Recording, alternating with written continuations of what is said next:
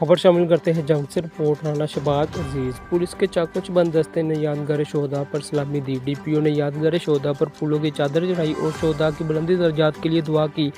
SP investigation Javed Iqbal, ASP Fazlur Rahman व दीगर अफसरान भी इनके हमरा मौजूद थे। यादगार शोहदा हमारे अफसरान और जवानों के खून से लिखी एक तारीख है, हमारी कुर्बानियाँ और फतह की गवाही है। इस मौका पर डीपीओ ने पुलिस लाइन के मुख्तलिफ दफातर का भी जायजा लिया और सफाई सुथराई के हवाले से अहकाम जारी किए।